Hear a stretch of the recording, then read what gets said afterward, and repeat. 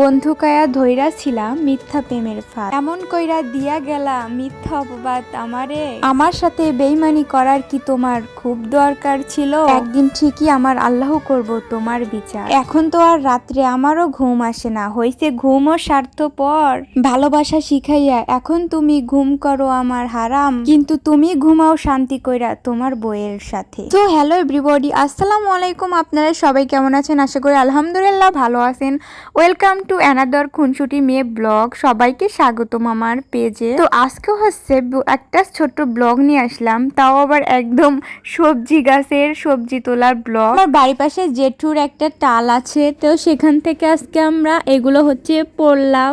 আপনারা কে কোথা থেকে কি বলেন এই সবজিটার নাম? আমরা এখানে বলি পোল্লা। প্রথমে আমি সেটা তুলতেছি। সবাই এখানে সব যার যার মতো চুরি করে নেয় নাকি, একদম এর আগে অনেকগুলো ধরেছিল, তার জন্য আজকে আমরা নিতে আসছি। আর আজকে দেখে মাত্র 4টা পোল্লা রয়েছে গাছে বড় হয়ে, তারপর একটাও নাই। আচ্ছা যাই হোক, বলেন তো, আমি যে প্রথমে একটা ভালোবাসার ছন্দ বললাম, আমি কিন্তু ছন্দগুলো একদম আমার জীবনের বাস্তবতা থেকে বলি, সবাই জানেন। কারণ বাস্তবে এরকম না ঘটলে আসলে এভাবে বলাও যায় না। কেমন মেলাতে পারলাম বলেন তো, নিজের অভিজ্ঞতা থেকেই বলছি। তারপর এদিকে দেখি একটা মাত্র কুমড়ো ধরে গেছে রয়েছে গাছে, তারপর কুমড়োটাও কেটে নিলাম। এখন একবার লাস্ট সিজন, তার জন্য কুমড়োটা ওরকম বড় হয়নি, তবে কচি কুমড়ো ছিল। শুধু 4টা পোল্লা আর একটা কুমড়ো। তারপরে এদিকে আমার ভাবির বাসায় দেখি সেখানেও কুমড়ো ধরেছে, আর বলতেছে তাহলে আব্বু বলছে ইলিশ মাছ আনবে নাকি, কুমড়ো দিয়ে খেতে অনেক মজা। তো ভাবি বলছে এটাও নিয়ে যা, ওটাও অল্প, এটাও একদম ছোট। বিকাল টাইমের ব্লগ। তো তারপর দেখি এসে বাসায় যে আমার মায়ের দিকে ছোট মাছ রান্না করতেছে পোল্লা দিয়ে, এরকম বাতাসি মাছ নাকি কি মাছ আমি সঠিক জানি না, কিন্তু অনেক মজা হয়েছিল ওই তরকারিটা।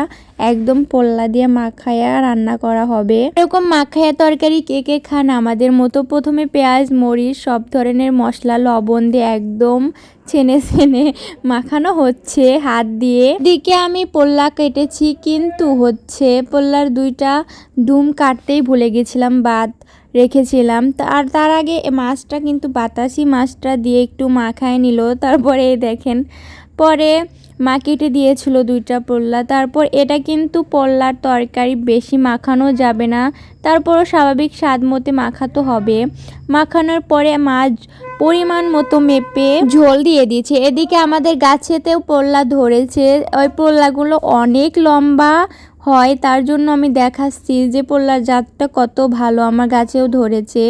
ওদিকে আমার আব্বু চেয়ারে বসে আছে, আব্বু বলতেছে গাছের সাথে কি করিস? কইলাম ভিডিও করছো। আজকের ভিডিও এতটুকুই। কার কার ব্লগটা ভালো লেগেছে অবশ্যই কিন্তু কমেন্টে বলে যাবেন, তার কমেন্টের আমি রিপ্লাই দেবো অবশ্যই। আল্লাহ হাফেজ।